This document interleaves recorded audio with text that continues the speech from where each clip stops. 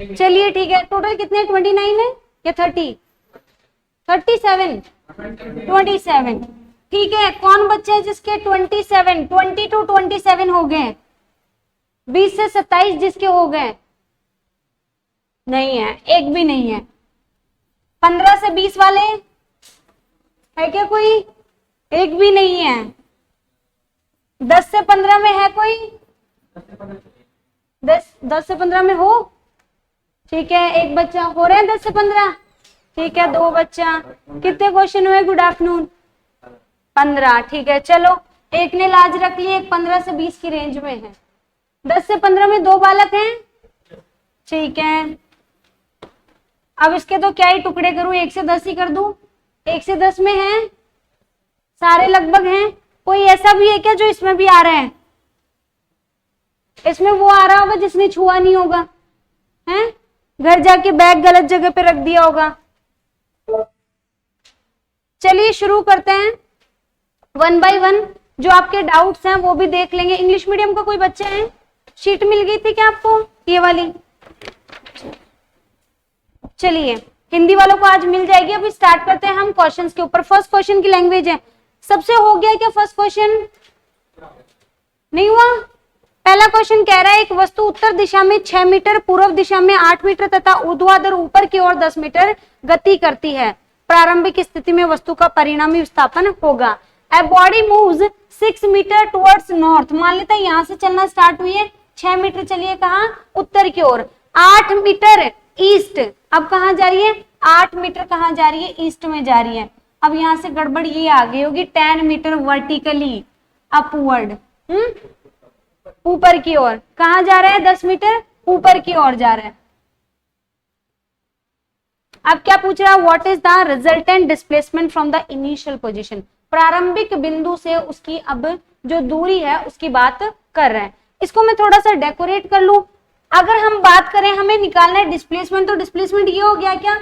लेकिन हमें ऐसा ट्रायंगल का पता नहीं, जरूरी थोड़ी है कि मिड में इंटरसेक्ट करे, नहीं है ना। चलो उसको डेकोरेट कर देते हैं। डेकोरेट करने के लिए मैंने यहाँ पर और यहाँ पे लाइन बना दी।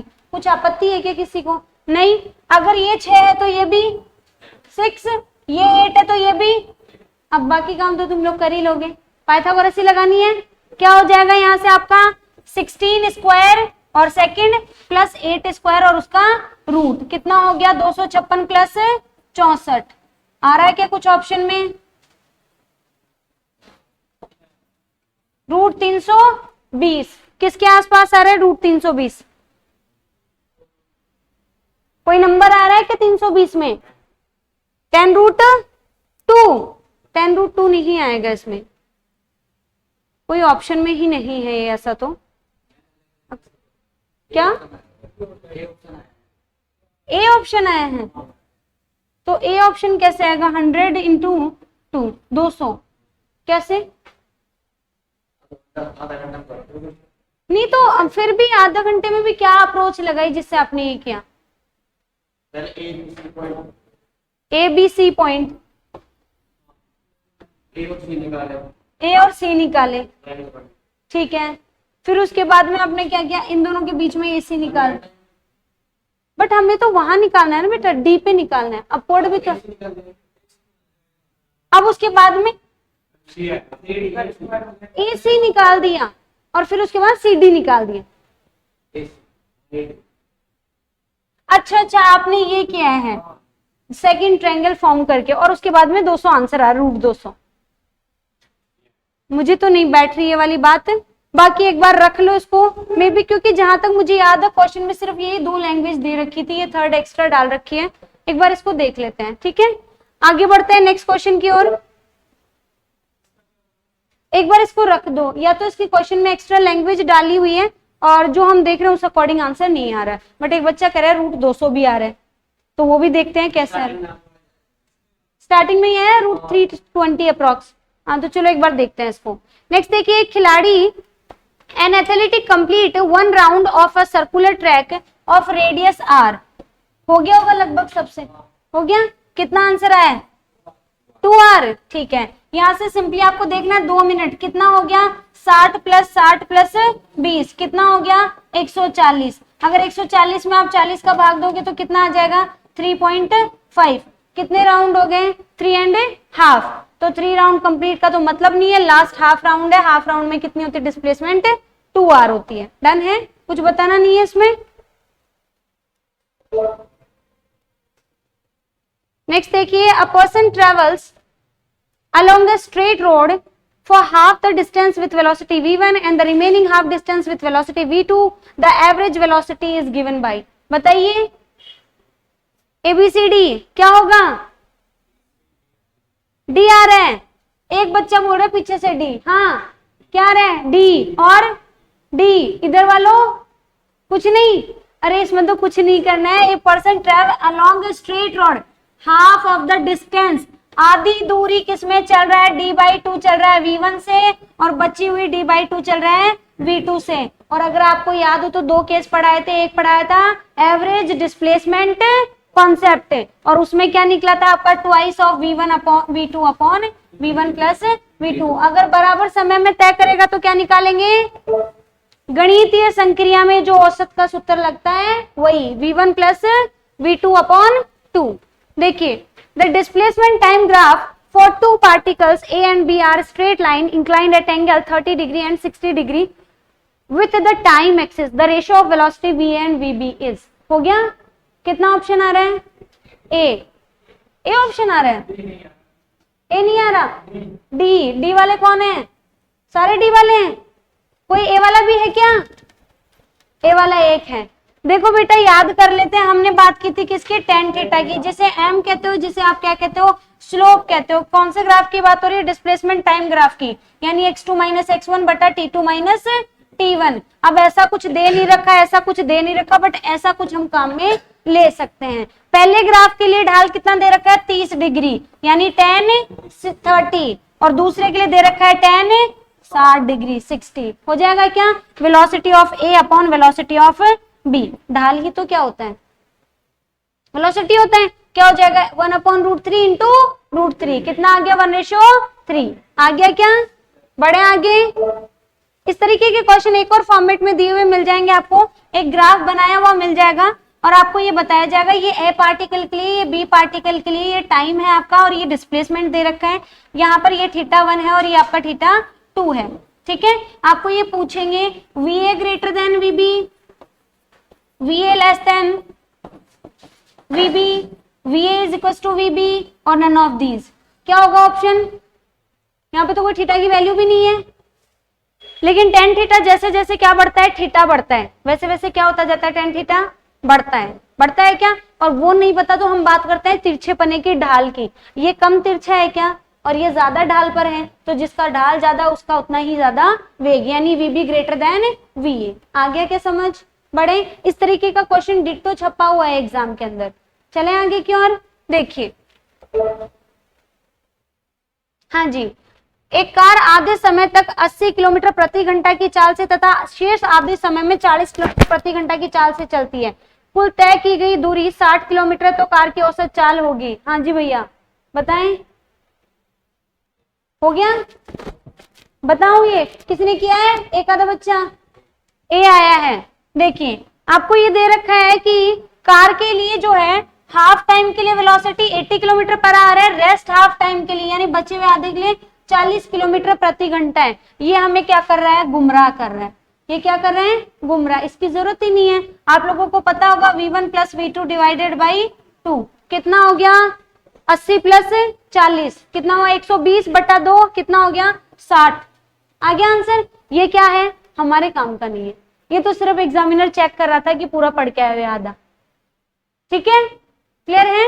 एवरेज वेलोसिटी देखो लैंग्वेज में क्या लिखा हुआ है, आधे समय के लिए ये और बचे हुए आधे समय के लिए ये, और मैंने आपको बताया था प्रारंभिक आधा समय t/2, अंतिम आधा समय t/2, बताया था कि नहीं, ये v1 वेग से और ये v2 वेग से, तो क्या लगेगा, अभी जस्ट रिपीट भी किया था v1 plus v2 divided by 2। Done है क्या,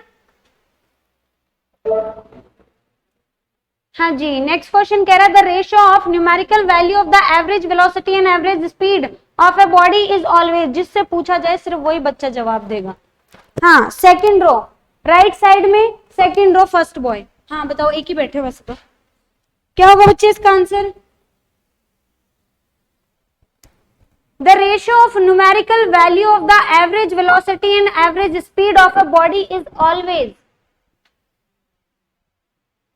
चलिए लिख देते हैं इसको, थोड़ा सा डेकोरेट कर देते हैं, क्योंकि सजी हुई चीजें आपको लुभाती हैं क्या, आकर्षित करता है ना सजावट है। मार्केट में भी जो दुकान ज्यादा रंग बिरंगी होगी उसी में जाते हो, तो ये अच्छा नहीं जाते क्या, अभी स्टूडेंट लाइफ में हो है।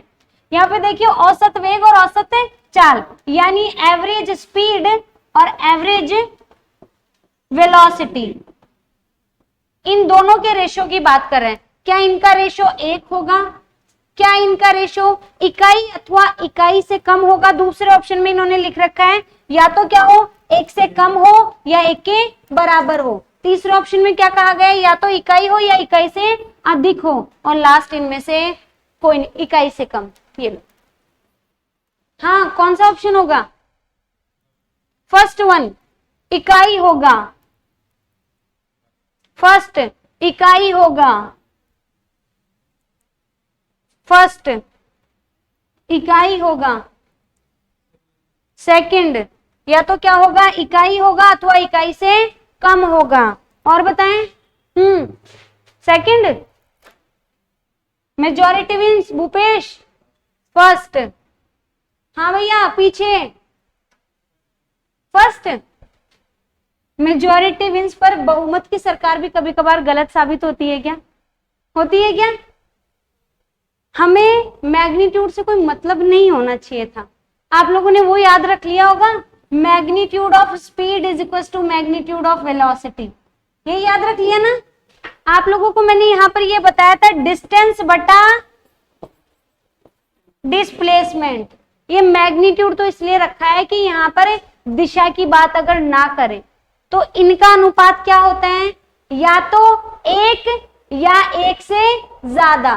1 से कम कैसे होगा, डिस्टेंस ऊपर आ रहा है, डिस्टेंस तो हमेशा ज्यादा होता है, या तो 1 या 1 से ज्यादा। तो ऑप्शन क्या जाएगा, इकाई अथवा इकाई से अधिक। ठीक है, ये जो मैंने लिखा था ना वो ये समझाने के लिए लिखा था कि जब भी हम न्यूमेरिकल्स पढ़ रहे होते हैं तो एक्चुअल में जो न्यूमेरिकल डेटा दिया हुआ रहता है 50 किलोमीटर पर आवर, वो क्या दे रखा है, चाहे उसे आप चाल का क्या कह दो, परिमाण कह दो, या फिर आप क्या कह दो उसे वेग का परिमाण, एक ही बात है। ठीक है, और लिखवा लो, अगर जिन जिन ने गूगल से देखा है उन्होंने एक करा है, क्योंकि इसका आंसर मिलेगा गूगल पे एक बहुत सी जगह लिखा हुआ। चलिए आगे की ओर, नहीं देखा, बहुत अच्छी बात है। In a car, if a car covers 2/5 of the total distance with v1 velocity and remaining 3/5 distance with velocity v2, then average speed is, औसत वेग क्या है, बनाया किसी ने, क्या आया, बी डी बी, कहां दौड़ गया,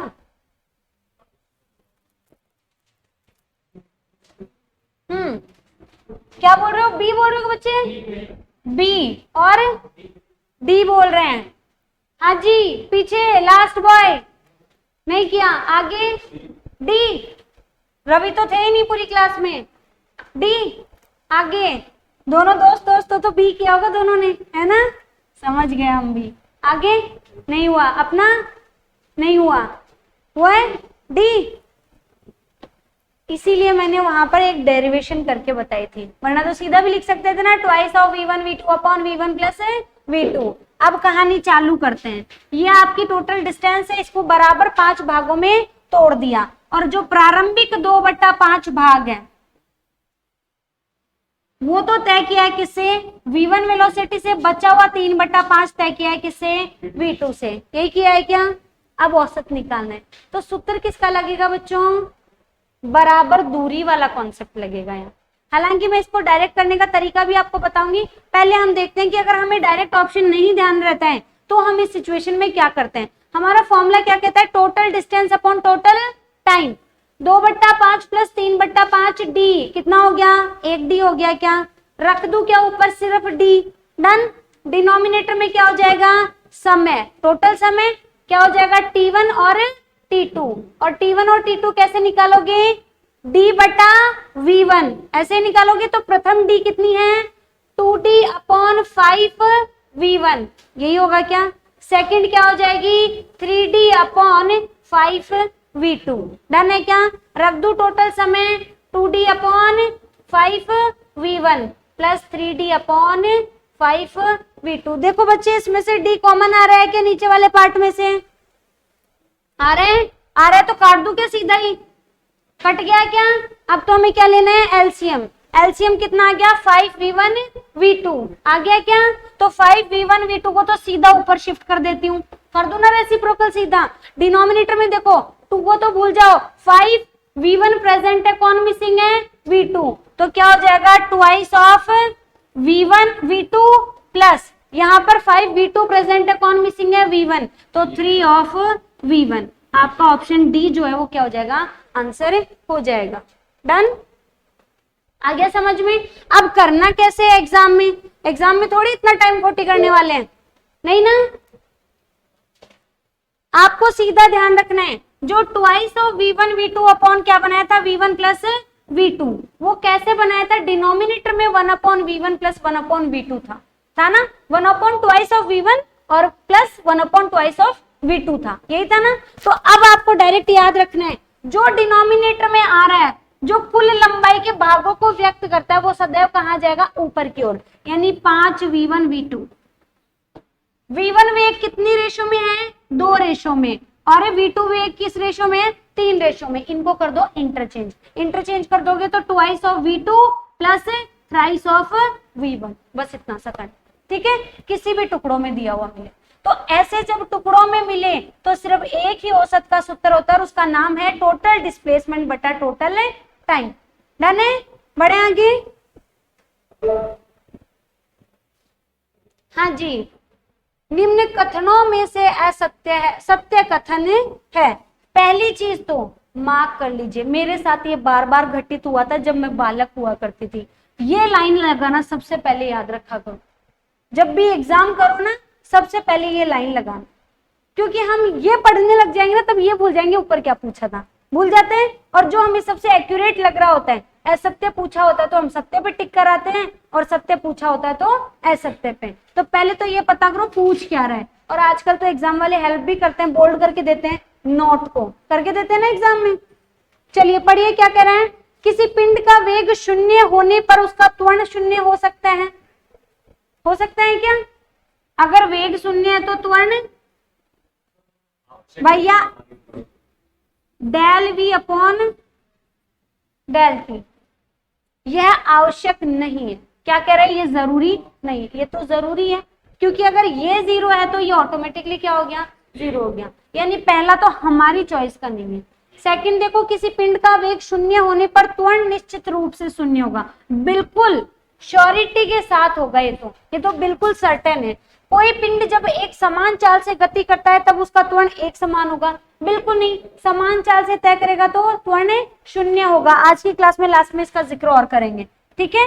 लास्ट तरीका, कोई पिंड जब असमान वेग से गति करता है तो उसका त्वरण 0 होता नहीं, असमान वेग में तो क्या उत्पन्न होता है, वेग में परिवर्तन उत्पन्न होता है, और वो क्या देता है, त्वरण देता है, ठीक है। हाँ जी, क्या दे रखा है, सबसे हो गया होगा लगभग लगभग, हो गया क्या, नहीं हुआ। देखो सी, कितने बालकों ने कहा, 2 बालकों ने कहा है सी, और कोई है सी, 4-5 कहा गया लगभग। देखो, the displacement x of a particle along a straight line at time t is given like this, the acceleration of the particle.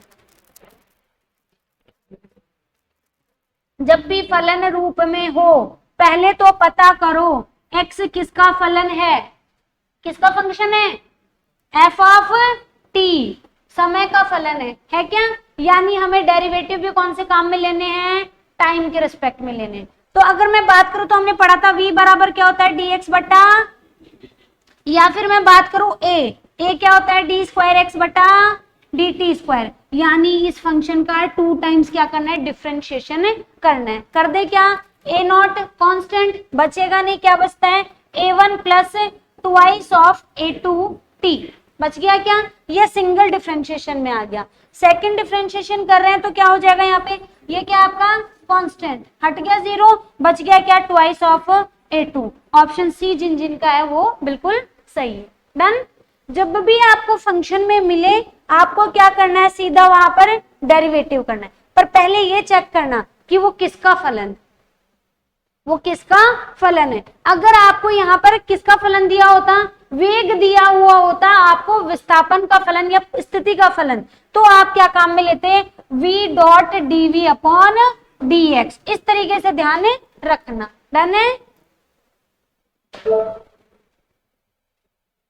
Next देखिए, the coordinate of a moving particle at any time are given, x is equal to this and y is equal to this, the speed of the particle at any moment is. निकाले, हो गया क्या सबसे? ये नहीं हुआ। चलिए इसको करने के दो तरीके हैं। पहले फर्स्ट स्टेप में देखते हैं, यहाँ पे स्थिति सदिश जो है वो आपको दे नहीं रखा, आपको क्या दे रखे हैं, कोऑर्डिनेट। मैं स्थिति सदिश लिख देती हूँ, इसका क्या बन जाएगा आपका, x की जगह एक्स आई कैप प्लस y की जगह y जे कैप, यही बनता है। x का वैल्यू क्या है, AT square I cap plus यहाँ पर BT स्क्वायर जे कैप। ठीक है क्या बच्चों? अब हमें क्या निकालना है, v इज इक्वल टू क्या हो जाएगा, dr बटा dt।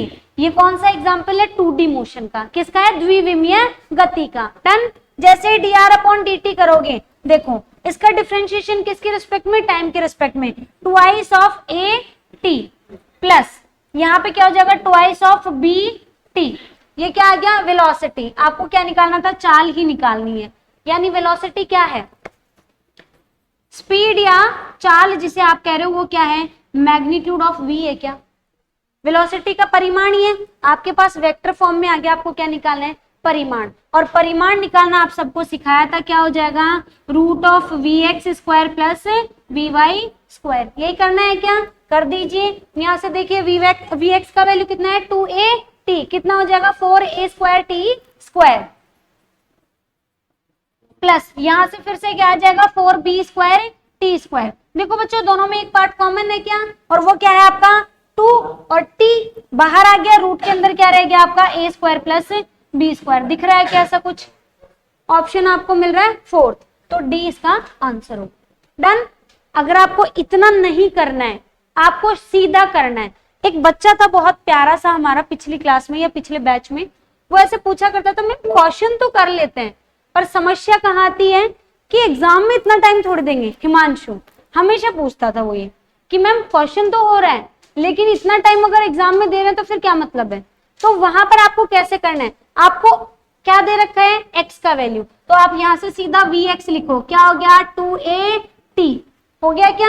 यहां से आप क्या लिखो, सीधा vy लिखो, क्या हो गया 2bt। अब सीधा आपको v लिखना है और v क्या हो जाएगा 4a square t square plus 4b square t square. और आप देख लोगे 2t बाहर आ रहा है तो ऑप्शन एकमात्र ये मैच कर रहे हैं। तो एग्जाम में आपको ये करना है और ये कब आएगा, 1 महीने बाद। ठीक है, चले आगे। हाँ जी, किसी पिंड का तात्क्षणिक वेग निम्न में से किसके द्वारा मापा जा सकता है, ग्राफ से। डन। मार्जिन वाले स्पेस में लिखिए, speedometer of a vehicle, speedometer of a vehicle measures, बेटा इंग्लिश वालों को लिखवा रही हूं, speedometer of a vehicle measures instant speed of the vehicle, instant speed of the vehicle. वाहनों में लगा स्पीडोमीटर या चाल मापी, वैसे चाल मापी बहुत कम सुनने को मिलता है, स्पीडोमीटर ही बोलते हैं उसको। वाहनों में लगा चाल मापी, ब्रैकेट में लिखना चाहो तो लिख लेना स्पीडोमीटर, वाहन के तात्क्षणिक वेग की गणना दर्शाता है। आपको लिखना था, वाहनों में लगा स्पीडोमीटर वाहन की तात्क्षणिक वेग की गणना दर्शाता है। व्हीकल्स में देखा होगा 2 मीटर लगे रहते हैं, एक होता है स्पीडोमीटर और एक होता है ऑडोमीटर। स्पीडोमीटर क्या करता है, स्पीड मेजर करता है, और ऑडोमीटर कितने किलोमीटर चले हो वो दिखाता है। तो लिखिए, and the odometer of a vehicle, and the odometer of a vehicle represents represents total distance covered by the vehicle, represents total distance covered by the vehicle। आप लोग लिखिए तथा ओडोमीटर वाहन द्वारा तय कुल दूरी को दर्शाता है, तथा ओडोमीटर वाहन द्वारा तय कुल दूरी को दर्शाता है। बढ़े आगे की ओर। देखिए तो यहाँ पे आपके क्वेश्चन का आंसर आप लोगों के अकॉर्डिंग जितना आपको पता था सही था। इंस्टेंट वेलोसिटी ग्राफ से निकाल सकते हो, ग्राफ का क्या निकालो, उस पॉइंट पे स्लोप निकाल लो। अगर मैं बात करूं क्या स्पीडोमीटर, तो स्पीडोमीटर भी क्या देता है, एक डिवाइस होता है जो आपके व्हीकल्स में लगा रहता है, वाहनों में लगा रहता है, जो क्या करता है तात्क्षणिक वेग की गणना करता है। ठीक है, तो यहाँ पे ऑप्शन ए और बी दोनों इसके आंसर होंगे, ए और सी। बट आपके पास ऐसा कोई ऑप्शन ही नहीं था तो आपने एक ही चूज किया होगा, तो इसका आंसर ए और सी दोनों होंगे। हाँ जी, नेक्स्ट देखिए आपको दे रखा है समय टी पर विस्थापन, the relation between time and distance is T. अब देखो यहाँ पे थोड़ा सा छेड़छाड़ है हिंदी और इंग्लिश भाषा के साथ में, यहाँ विस्थापन बोल रहा है और यहाँ पे डिस्टेंस बोल रहे हैं, इसलिए मैंने आपको वहां पर कहा था जब डिस्टेंस बोले तो डिस्प्लेसमेंट समझ लेना और डिस्प्लेसमेंट बोले तो डिस्टेंस समझ लेना। ठीक है, लेकिन हमें खुद को पता है वहां पर क्या बता रखा है, इन टर्म्स ऑफ वेक्टर बता रखा है ना, एक्स और वाई घटक अलग अलग, तो हमें वही चीज ध्यान में रखनी है। फंक्शन दे रखा है where alpha and beta are constant, the relation is, आपको यहां दे रखा है टी और विस्थापन के मध्य संबंध एक सूत्र से दर्शा रखा है, अल्फा बीटा क्या है, स्थिरांक है, इनमें अवमंदन होगा। इंग्लिश वाले ओके, द रिटार्डेशन इज, ऊपर लिखिए मार्जिन वाले स्पेस में, the negative acceleration is called retardation or deceleration, the negative acceleration is called retardation and deceleration। Hindi वाले लिखिए ऋणात्मक त्वरण को अवमंदन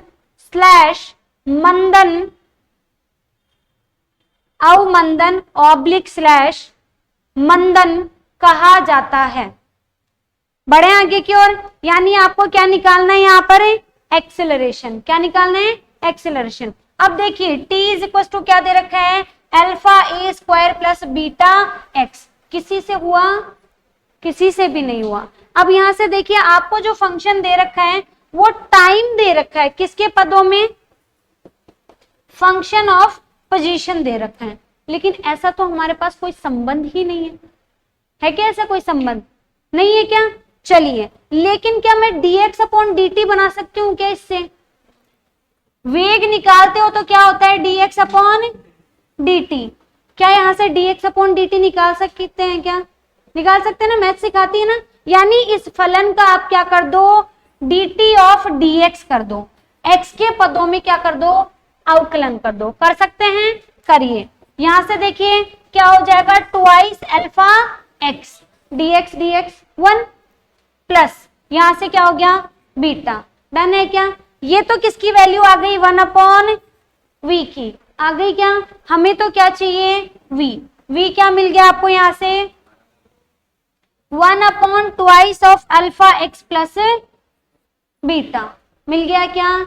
अब हमारे पास वेलोसिटी आपसे पूछा है क्या, अवमंदन, ए पूछा है, तो ए के सूत्र याद करो, या तो dv अपॉन dt होना चाहिए, लेकिन यहाँ पे टाइम के फलन में नहीं दे रखा ना, किसके फलन में दे रखा है, विस्थापन के फलन में या फिर स्थिति के फलन में, और स्थिति के फलन में एक ही संबंध होता है, और वो क्या होता है आपका v डॉट dv बटा dx होता है क्या। अब v को तो भूल जाओ, पहले क्या निकालो, dv अपॉन dx, प्लीज कर अपने अपने पेनों को थोड़ा दया करो उन पे और निकालो, dv अपॉन dx। मेरा स्पेस यहाँ पे नहीं है, बोर्ड में आप खुद बनाएंगे, यहाँ पर आपको d अपॉन dx करना है, किसका, 1 upon 2 alpha x plus beta.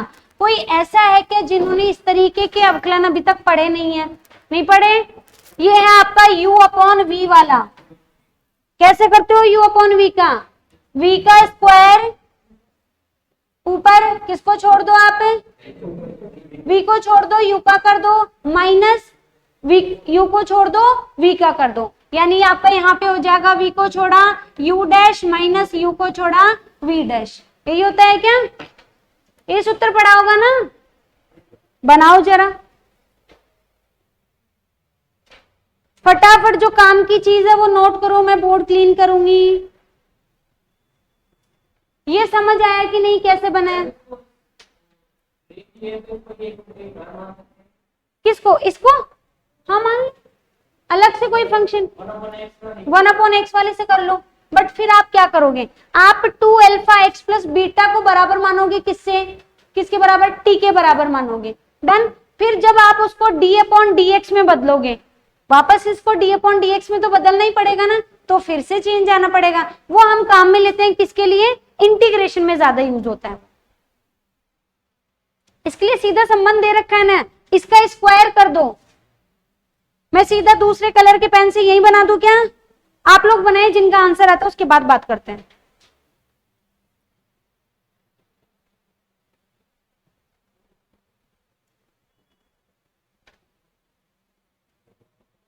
लिख लिया काम की चीज? हटा दूं?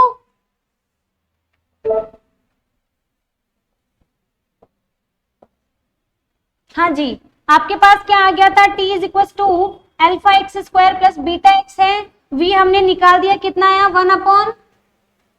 1/2 of alpha x plus beta. यही आया क्या? मुझे a चाहिए, a के लिए क्या होगा? v dv/dx। हम क्या कर रहे हैं? dv/dx कर रहे हैं। किससे करेंगे? संबंध हमारा u/v वाले सूत्र से। कर दीजिए, यहाँ पे नीचे डिनोमिनेटर का क्या हो जाएगा? Square, 2 alpha x plus beta, इसका स्क्वायर। ऊपर क्या करोगे आप? यहाँ पर u को छोड़ दिया और v का कर दो, v को छोड़ दिया u का कर दो। यही करना है क्या? जब आपने इसको छोड़ दिया, v को छोड़ दिया, u का किया, तो कांस्टेंट का क्या होता है?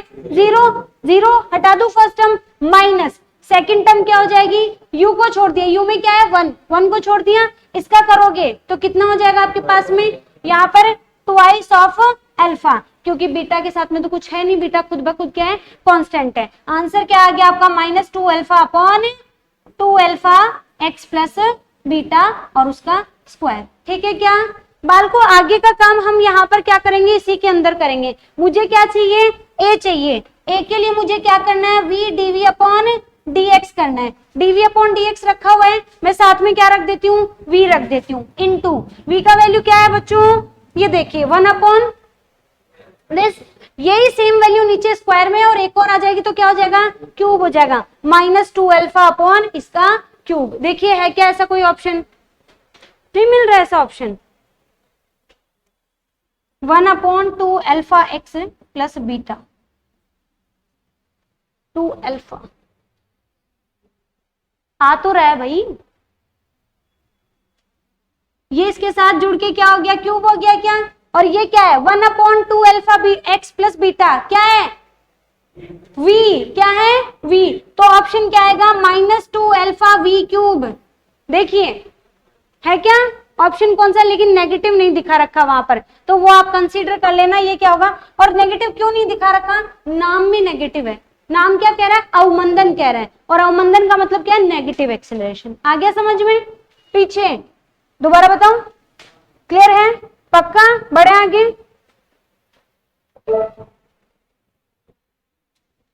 आंसर निकालने के बाद ऑप्शन की तरफ भी ध्यान दें। नेक्स्ट दे रखा है motor car moving with a uniform speed of 20 metre per second comes to stop on the application of brakes after travelling a distance of 10 metre, its acceleration is. पहला क्वेश्चन मेरा बनता है इसके बाद में, क्या ये हुआ? हो गया। कितने बच्चों से हुआ? हाथ उठाओ अपना। एक बच्चे से हुआ। मैं जो पूछूं उसका जवाब देना। आपको क्वेश्चन पढ़ के ये पता चल रहा है कि कौन सा सूत्र लगेगा या किस प्रक्रिया द्वारा सॉल्व होगा? नहीं पता चल रहा? आगे नहीं पता चल रहा? पता चल रहा है अभिजीत? ट्राई नहीं किया? क्यों करोगे बेटा? अगले साल तक यहीं बैठे रहेंगे। करना है कि नहीं करना? करना है, फिर क्यों नहीं किया? टाइम नहीं मिलता। अरे अभिजीत इतना तो हम ही बिजी नहीं है। देखो यहाँ पर क्या क्या दे रखा है आपको? प्रारंभ में एक समान वेग कितना 20 मीटर पर सेकंड, ब्रेक लगा दिए गए, ब्रेक का मतलब क्या हो गया -1 रिटार्डेशन, ठीक है। 10 मीटर दूरी चल के एस दे रखा है कितना है 10 मीटर, विराम में आ जाती है, ये शब्द क्या कह रहा है कि v बराबर क्या है 0 है। स्टार्टिंग फ्रॉम रेस्ट यानी u बराबर 0, रुक जाती है स्टॉप विराम, इसका मतलब v बराबर 0, ठीक है। तो यहाँ पर आपको क्या क्या दे रखा है, u दे रखा है, v दे रखा है, a दे रखा है, s दे रखा है, और आपसे क्या पूछा है a पूछा है, और हमारे पास 3 आपकी इक्वेशन ऑफ मोशन है और चौथी मैंने ऐड कर दी थी, तो तीसरी जो है वो क्या करिए 2as बराबर v square minus u square, और a बराबर क्या हो जाएगा -u स्क्वायर अपॉन 2s, जब आपका अंतिम वेग क्या हो 0। बाकी के काम तो क्या है मैथमेटिक्स। बनाइए, यहाँ पे देखिए u का वैल्यू कितना दे रखा है 20, कितना हो गया -400 बटा हाँ नीचे 2 इंटू s का वैल्यू कितना दे रखा है 10, अब बाकी इतना तो तुम लोग होशियार हो, कितना आ जाएगा -20 मीटर पर सेकंड स्क्वायर। आ रहा है क्या, डन।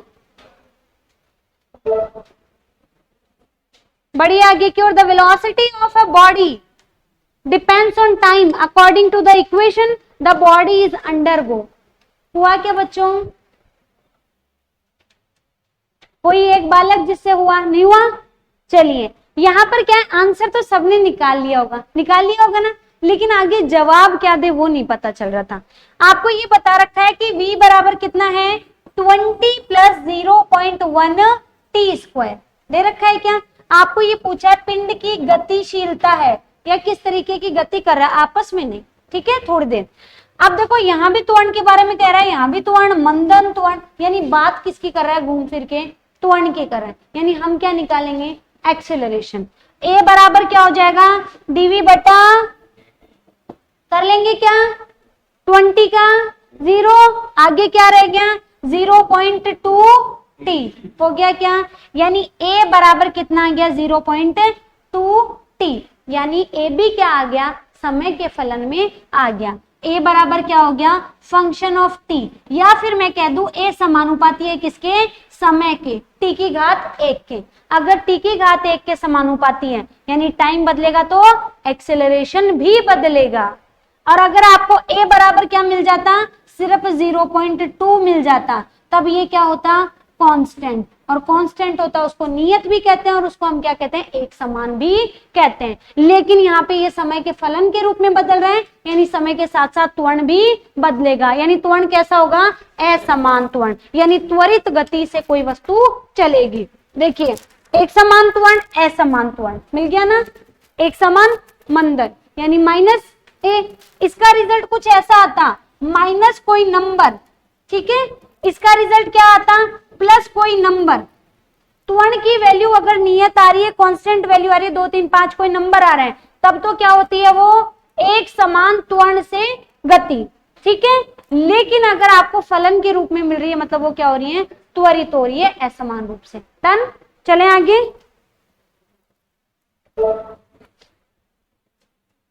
हाँ जी भाई, देखिए ये हिंदी वाले में थोड़ा सा कुछ गड़बड़ चल रहे हैं। If a body having initial velocity 0, अब जो न्यूमेरिकल स्टार्ट हो गया ना उनमें आपको क्या करना है, एक छोटा सा कोने वाला पेज अपने लिए सुरक्षित कर ले, उसमें लिखना चालू करें।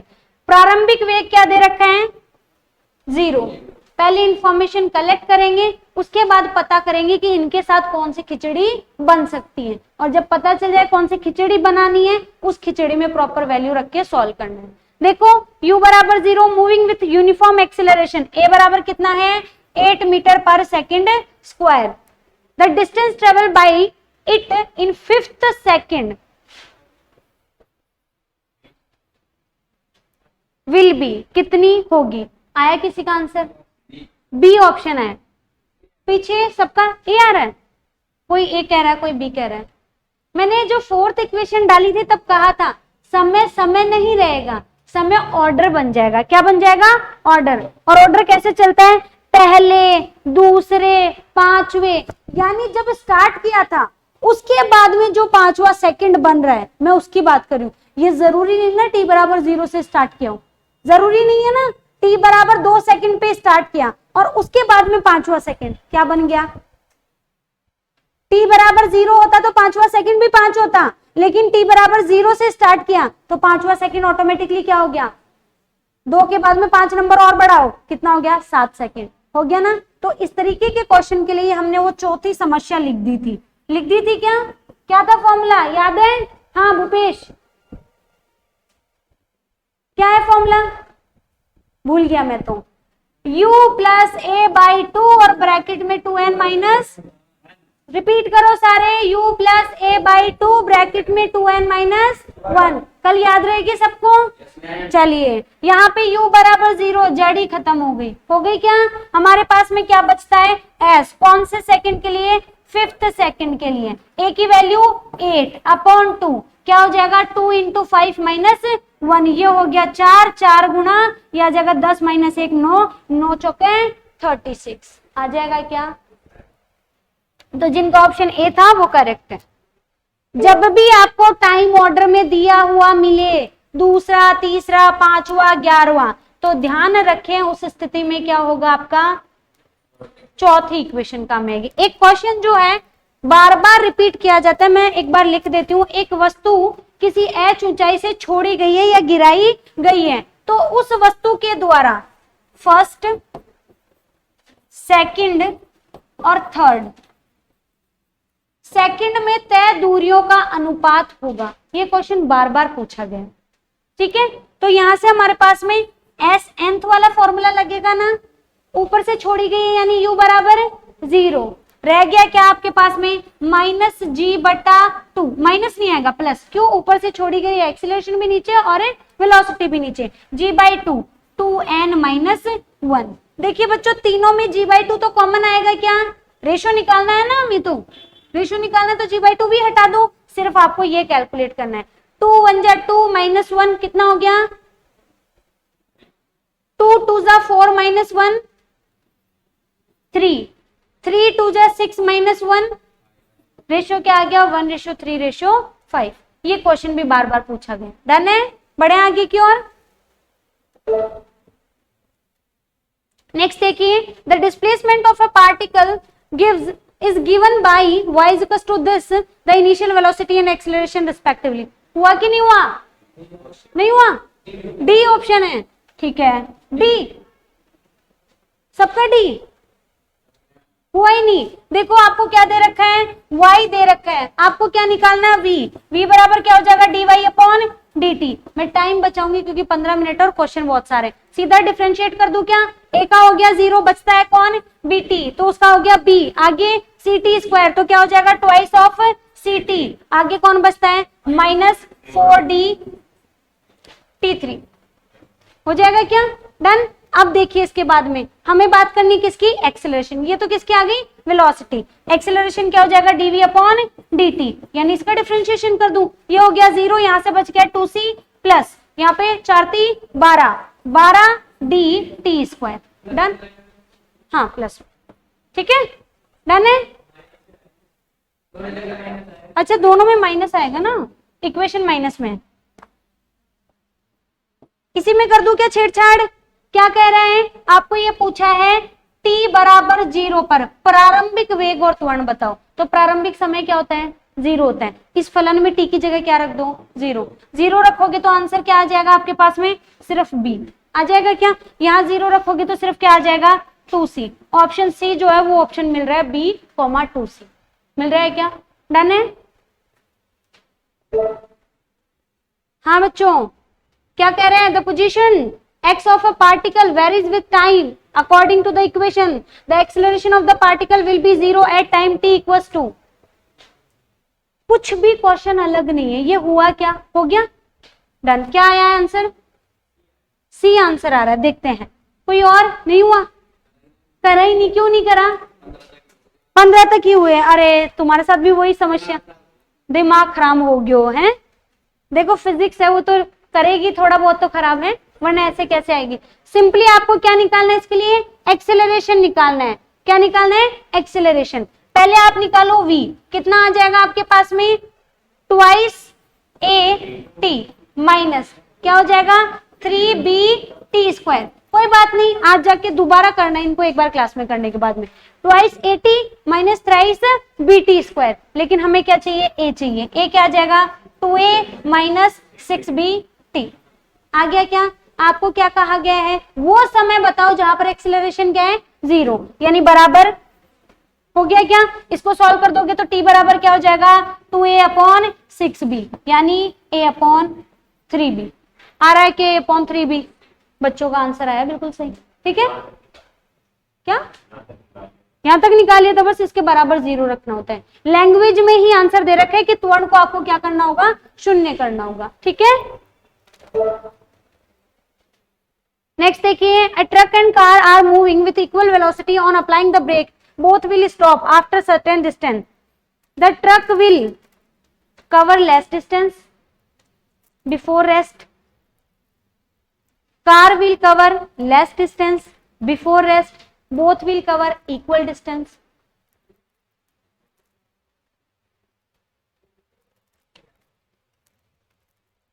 दोनों का प्रारंभिक वेग क्या है, समान है, दोनों क्या चल रहे हैं, समान वेग से चल रहे हैं। डन। आगे कह रहे हैं ब्रेक लगाने के बाद दोनों कुछ दूर पर जाकर रुक जाते हैं। इस क्वेश्चन के ऊपर हमेशा एक क्वेश्चन मार्क रहता है।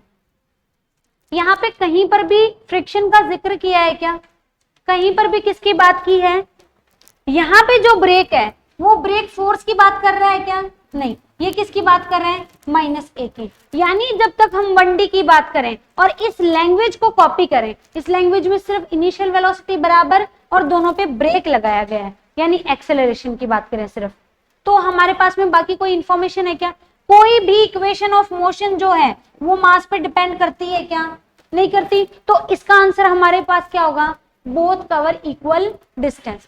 टिल नाउ अभी तक हम ये मानेंगे कि ट्रक और कार दोनों क्या चलते हैं, बराबर दूरी चलते हैं। इससे आगे जैसे ही आप बढ़ोगे, जब आप आगे बढ़ जाओगे तो हमें पढ़ने को मिलेगा क्या, फ्रिक्शन, क्या पढ़ने को मिलेगा, घर्षण पढ़ने को मिलेगा, और उस घर्षण बल के अनुसार इसका मान बदल जाएगा। क्यों, क्योंकि हम पढ़ते हैं F बराबर ma, पढ़ते हैं क्या, that means m anti proportional है किसके, A के।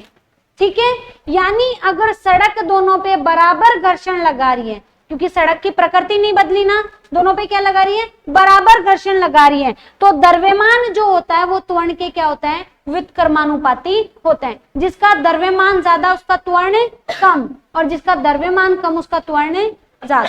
डन। अगर त्वरण ज्यादा होगा यानी एक्सेलरेशन ज्यादा होगा तो उसको रुकने के लिए उतनी ही ज्यादा ताकत लगानी पड़ेगी। और अगर आपको पता है तो S जो है प्रोपोर्शनल है क्या, A के, किस इक्वेशन के अकॉर्डिंग, सेकंड इक्वेशन के अकॉर्डिंग। जब आपके पास प्रारंभिक वेग है और समय का फलन आपको दे रखा है, लेकिन जब आपको समय नहीं दे रखा, प्रारंभिक वेग बराबर दे रखा है, तो आप लोगों को S एंटी प्रोपोर्शनल निकल रहा है क्या, 1/A के। 2AS बराबर कांस्टेंट, 2AS बराबर v square minus u square मिल रहा है क्या, तो S एंटी प्रोपोर्शनल हो गया क्या एक्सेलरेशन के, यानी जिसका त्वरण ज्यादा उसका वेग कम, और जिसका त्वरण कम उसका, सॉरी, जिसका त्वरण ज्यादा उसकी विस्थापन कम, और जिसका त्वरण कम उसका विस्थापन ज्यादा। यानी इन दोनों इक्वेशंस को अगर मैं रिलेट करूं तो m प्रोपोर्शनल है किसके, S के, जिसका द्रव्यमान ज्यादा उसके द्वारा तय विस्थापन भी ज्यादा। ठीक है, तो इसका आंसर क्या होगा कि ट्रक जो है वो क्या दूरी ज्यादा तय करेगा और कार जो है वो कम दूरी तय करेगी, क्योंकि कार का त्वरण जो है वो क्या है, कम है। तो ऑप्शन बी। डन है।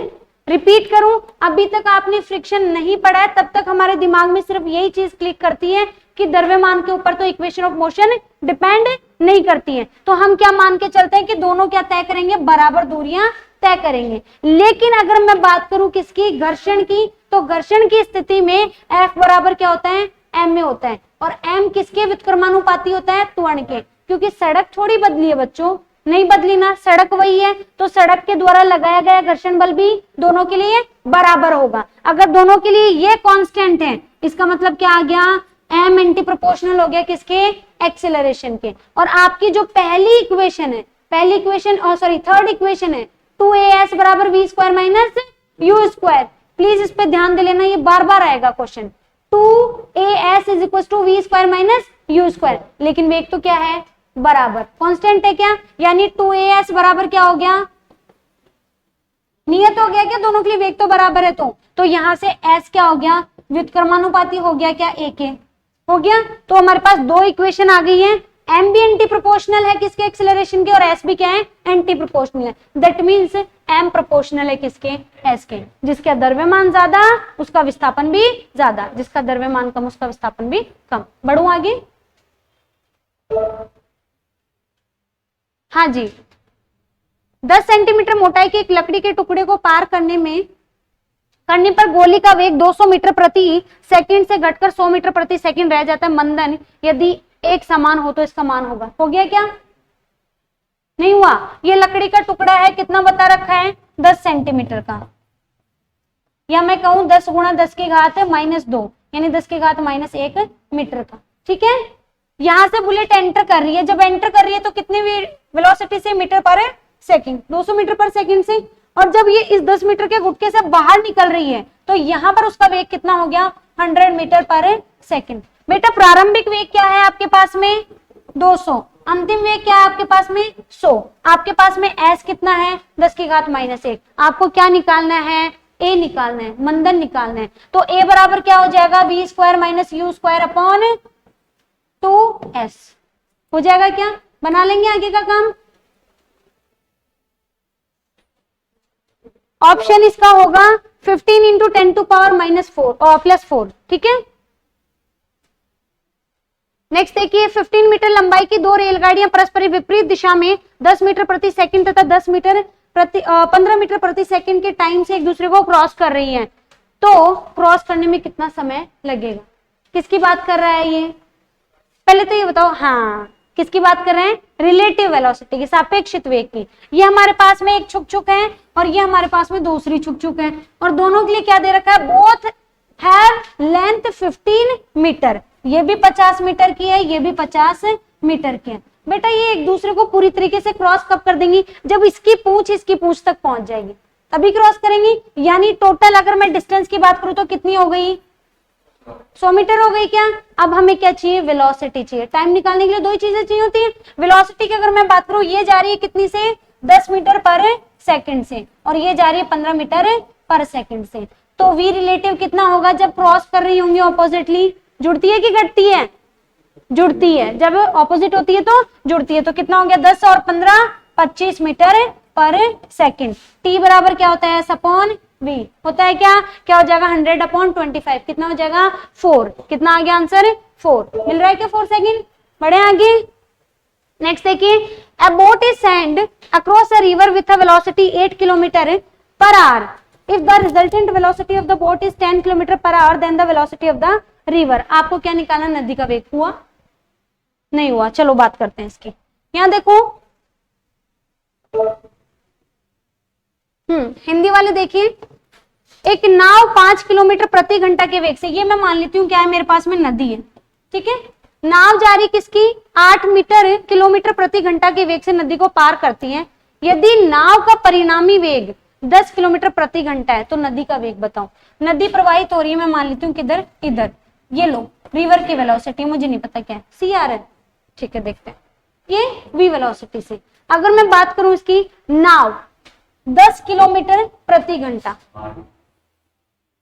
8 किलोमीटर प्रति घंटा। ठीक है, लेकिन बहाव के कारण रिजल्टेंट किधर आ रहा है, v रिजल्टेंट कितना आ रहा है,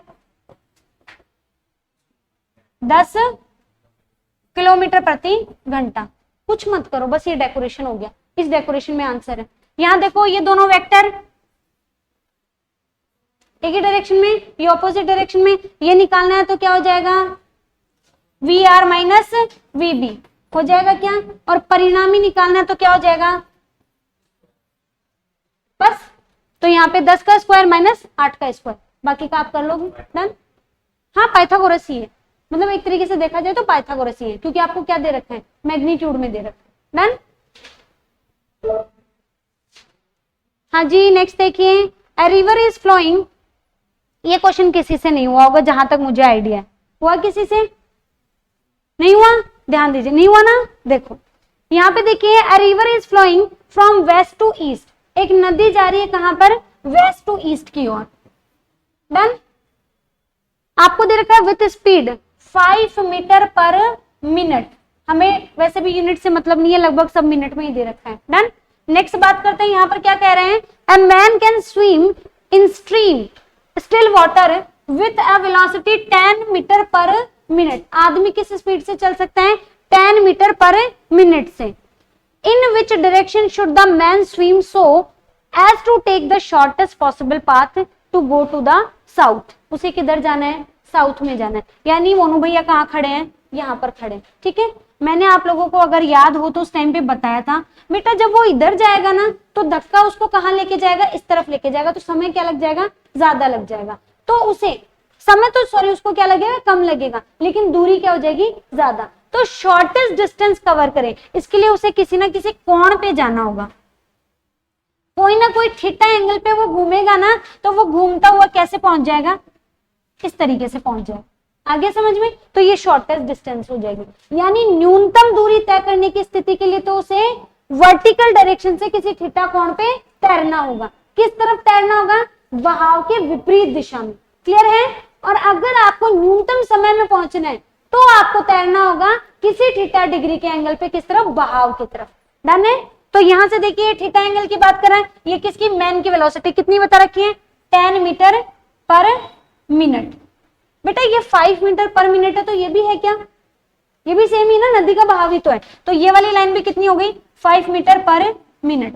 यहाँ पे ये ट्रायंगल जो बन रहा है वो राइट एंगल ट्रायंगल है क्या, ये लंब है, सॉरी हाइपोटेनस है, कर्ण है, और ये आपका क्या है, लंब है, परपेंडिकुलर है। तो क्या लग जाएगा, sine theta is equal to क्या होता है, परपेंडिकुलर अपॉन हाइपोटेनस, यही होता है। तो sine theta is equal to कितना हो जाएगा, ये कितना दे रखा है, परपेंडिकुलर 5 बटा 10, कितना आ गया, 1/2, और थीटा कितना आ गया, 30 डिग्री। और सबने आंसर भी क्या किया है, 30 डिग्री, लेकिन गलत है। आपसे क्या पूछा है, पूरा पढ़ना, दक्षिण किनारे तक न्यूनतम संभव मार्ग द्वारा पहुंचने के लिए उसे किस दिशा में तैरना चाहिए, नदी के सापेक्ष। किसके सापेक्ष तैरना चाहिए, नदी के सापेक्ष। आपको ये थोड़ी कहा है कि सीधा तैरने के सापेक्ष, ये सदैव किसके रिस्पेक्ट में पूछा है, नदी के सापेक्ष। तो यहाँ देखिए ये नदी है और ये आदमी है, दोनों के बीच में कोण कितना हो गया, 90 प्लस थीटा, कितना हो गया, 90 प्लस थीटा, कितना हो जाएगा, 120। डन है। ये चीज ध्यान रखना, लिखा हुआ नहीं मिलेगा यहाँ पर, लेकिन सदैव नदी के सापेक्ष देखा जाए। डन। अभी बाकी सॉल्विंग नहीं कर रही हूँ, डायरेक्ट बता रही हूँ। यहाँ पे देखिए आपको दे रखा है M1 और M2 द्रव्यमान के 2 पिंड है, क्रमशः A और A2 ऊंचाई से गिराए जाते हैं पिंडों द्वारा तय इन ऊंचाइयों में लगा समय का अनुपात होगा। बेटा समय जो होता है द्रव्यमान पे निर्भर करता है क्या, इक्वेशन ऑफ मोशन तो डिपेंड ही नहीं करती है। हमारे पास में टी का या तो फॉर्मूला बनता है क्या, U/G या V/G, यही बनते हैं। और दूसरा टी का फॉर्मूला क्या था आपके पास में, √2H/G। अब आपको हाइट्स दे रखी है, जी तो कांस्टेंट है, तो क्या हो जाएगा, √A/B हो जाएगा क्या, T1/T2, ये निकलेगा, √A/√B। डन है, इजी वन। नेक्स्ट देखिए, एक पिंड को ऊर्ध्वाधर ऊपर की ओर फेंका जाता है, यदि वायु का प्रतिरोध नगण्य माना जाए तो वस्तु के ऊपर जाने का समय वस्तु के नीचे गिरने के समय के बराबर होगा। प्रतिरोध को नगण्य मान लिया, यानी दोनों का टाइम क्या हो जाएगा, बराबर। एयर रेजिस्टेंस को क्या कर दिया, neglect. If air resistance is to be taken into count, ये क्वेश्चन में थोड़ी गड़बड़ है। यहां देखो इंग्लिश का क्वेश्चन देखना, is to be taken count, इसको अकाउंट किया गया है, यानी एयर रेजिस्टेंस को माना गया है, एयर रेजिस्टेंस कंसीडर किया गया है। और एयर रेजिस्टेंस कंसीडर करते हो तो T1 लेस देन T2, यानी ऊपर जाने का समय नीचे आने के समय से कम होता है। तो इंग्लिश लैंग्वेज को महत्व दे। यहाँ पे less than the time during which the body rises is, ऊपर जाने का समय क्या होगा, कम, और नीचे आने का समय क्या होगा, ज्यादा। तो ये हिंदी वाले क्वेश्चन की लैंग्वेज गलत, ठीक है।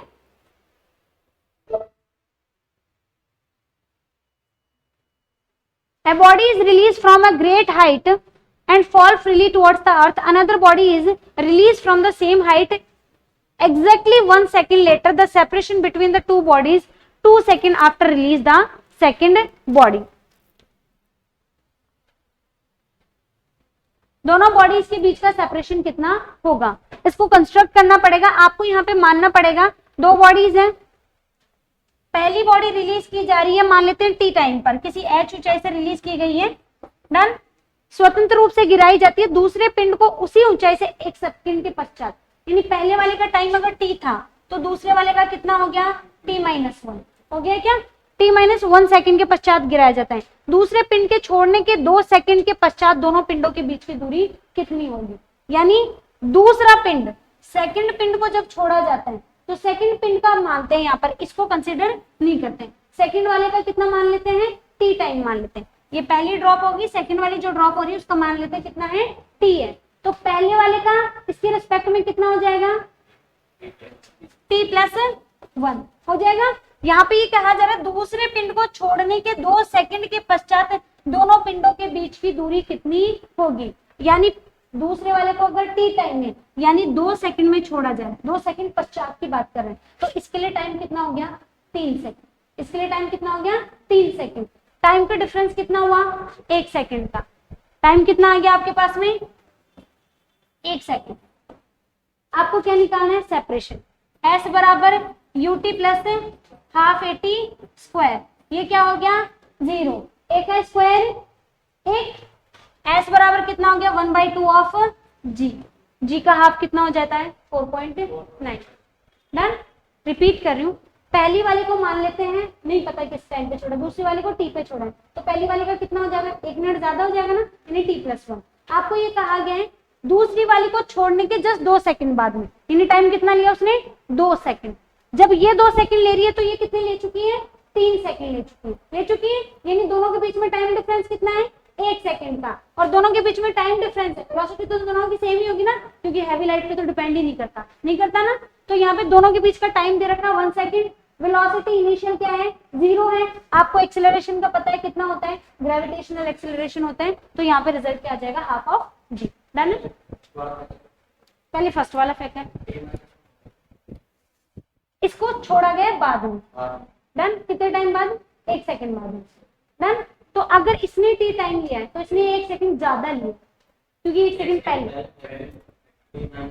ये पहले छोड़ी गई है, तो इसके पास टाइम कितना हुआ, t+1, मान लेते इसके पास टाइम कितना है, t+1, और उसको 1 सेकंड बाद में छोड़ा गया, t+2 कैसे होगा, ठीक है, उस सेंस में ले लो। आप ये मान रहे हो ना कि इसको पहले छोड़ा है, इसको पहले छोड़ा तो इसने टाइम कितना लिया, t, वो 1 सेकंड बाद छोड़ा गया, तो वो 1 सेकंड बाद छोड़ा जाएगा तो वो उतने टाइम में नहीं पहुंचेगा, वो कितने टाइम में पहुंचेगा, उससे 1 सेकंड कम में पहुंचेगा, समझ गए, वो टाइम भी तो कम लगेगा ना उसको, उतना टाइम जा। अब मैं यहाँ से छोड़ रही हूँ, इसको अभी छोड़ दिया, और दूसरे पार्टिकल को यहीं से क्या कर रही हूँ, 1 सेकंड बाद में छोड़ रही हूँ, तो ये तो 1 सेकंड जितना टाइम ज्यादा लेके ज्यादा डिस्टेंस कवर कर गया, मैं उसकी बात कर रही हूँ, ठीक है। कुछ और रह गए, बाकी कितने रह गए क्वेश्चन, आ गए वो या बचे हैं, हो गए तो फिर कल देखते हैं उनको।